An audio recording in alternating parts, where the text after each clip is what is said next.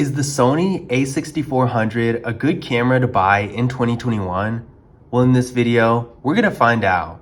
What's going on, everybody? This is Andre here with Camera Review Pro, and in this video, we're gonna be taking a look at the Sony a6400 and going over whether or not it's still a good camera to buy in 2021. Now, this camera, while being still a great device by today's standards, has been out for a couple years, so I'm going to be going over some of its key features to help you decide if it's the right camera for you. Now, before we go any further, I do want to remind you to go ahead and hit that subscribe button. It helps out the channel a lot.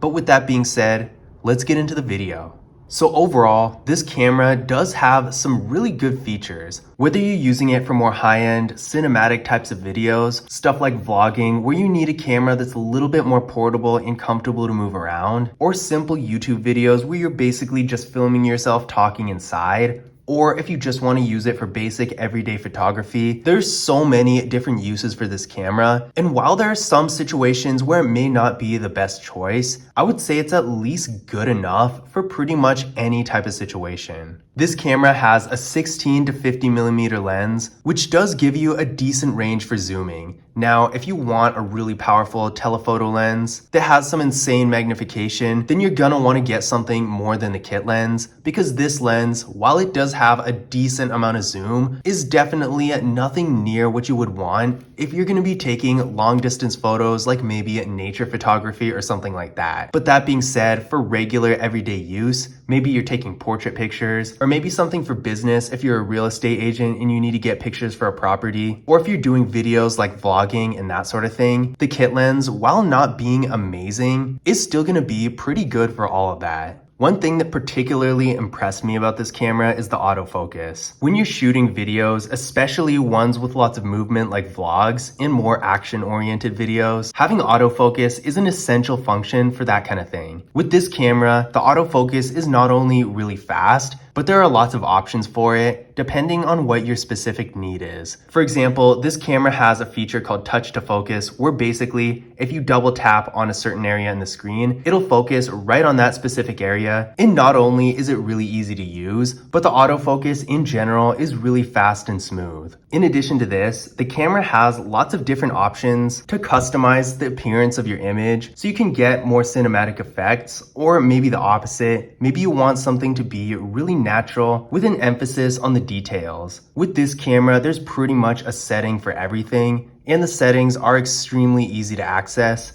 While there's some stuff that you have to go to the menu for, there's a lot that you can access in the frame itself just by hitting this button.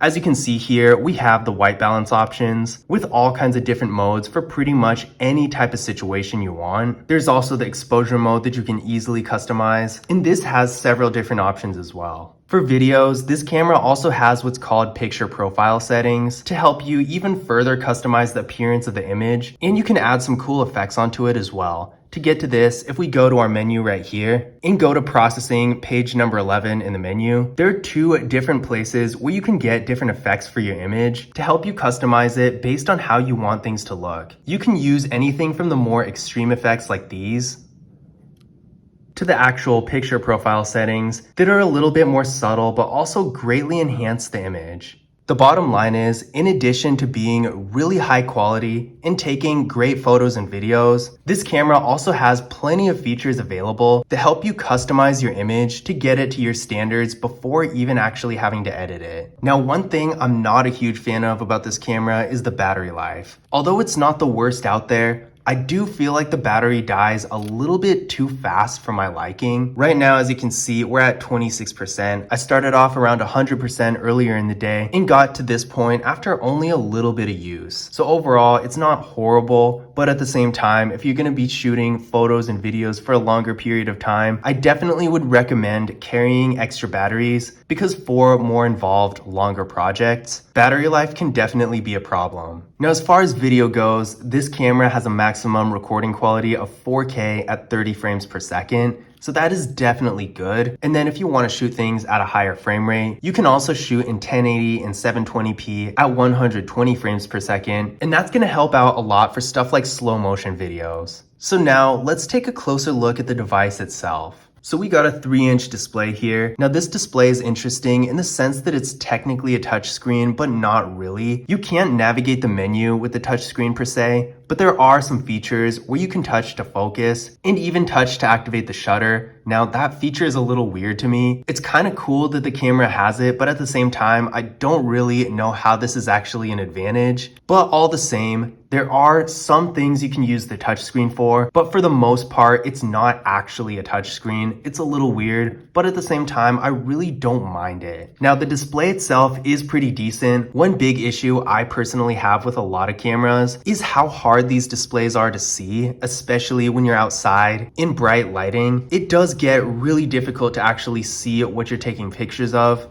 I personally like to at least have a good idea of what my images look like when I'm taking the photos. And on displays that are so dim, you can't do that, but this camera has a daylight mode that makes it so much easier to see the photos. So we're in the menu now, and I'm gonna go all the way this way. And as you can see right here where it says monitor brightness, I have it set to sunny weather right now, which I really shouldn't because I'm inside and it's probably draining the battery a lot more than it needs to. So I'm gonna switch that back to manual, but you get the picture. When it's in sunny weather mode, the display becomes so much brighter, so it's easy to see. Now again, it's probably gonna drain the battery quite a bit if you use daylight mode often. So if you're doing longer projects outside or something like that, I do recommend bringing extra batteries because you're probably gonna need them. Now that being said, when it comes to battery, I know with this camera, a lot of people are gonna wanna use it for something like a webcam, streaming, that sort of thing. And you definitely can do this, but one issue that's probably gonna come up in that situation is once again the battery life. Because if you're streaming for a longer period of time, or even just shooting YouTube videos inside, it'll be super annoying to have to deal with the battery dying all the time, but there is a solution to that. There are several power adapters out there, and we do actually have a video of one of those adapters here on the channel, so if you're interested at all in that, definitely hit that subscribe button and check it out, because it's really useful if you're shooting videos inside or trying to use the camera as a webcam, where you're gonna want it on for a long period of time. But that being said, again, I'm really not a big fan of the battery life on this camera. I have seen quite a bit better, but at the same time, it's really not the worst. Now, as you can see here, we got the menu buttons. These are actually really useful, and I do like the construction of them. This button right here opens the flash. We of course got the menu button. We got the mode selector right here, an adapter for a microphone. On the left, we got an HDMI input, as well as a plug for a microphone. Now, one thing about this camera that's both a cool thing and a not so cool thing is how the display flips up. On one hand, it's really cool that you can flip it up. This is useful for vlogging and stuff like that. But on the other hand, it's not the best design because if you have an external microphone, it's gonna completely block it. So as you can see here, you really can't fit an external microphone on the top of the camera when the display is flipped up like this. So if you're doing vlogging, the setup is gonna be a little bit more complex than I would like to see. Now, that being said, you can easily get an adapter for it to put the microphone on this side of the camera. I've seen plenty of those, but at the same time, it's kind of annoying to have to go through that kind of trouble, considering that if you have a camera like the Canon M50, for example, you can just pop the microphone right on the top of it, flip the display open like this, and be done with it. I personally think they could have done a much better job with this, and I get what they were trying to do, but I personally think the classic flip out display is a lot better and more practical. Now, that being said, despite that weird part of the design, I do think this camera would be really good for vlogging because it's super lightweight, really portable. I can easily use it with one hand. The kit lens is not really bad at all, especially for something like vlogging. Whereas if I were using a camera like the Canon M50, which is also a really popular camera these days, you would most likely have to deal with a slightly heavier lens since the kit lens isn't nearly as good and the camera itself is a little bit more bulky. So there's that as well. Overall, I would say this camera is a lot more compact and portable than a lot of other cameras that people commonly use for vlogging. Now, when it comes to video, another thing I really don't like about this camera is that there's no in-body image stabilization. Now that's a huge bummer because if you're doing camera pans and stuff like that, getting smooth videos is gonna be a lot harder. Now, I'm not saying that it's impossible. There are plenty of ways around this,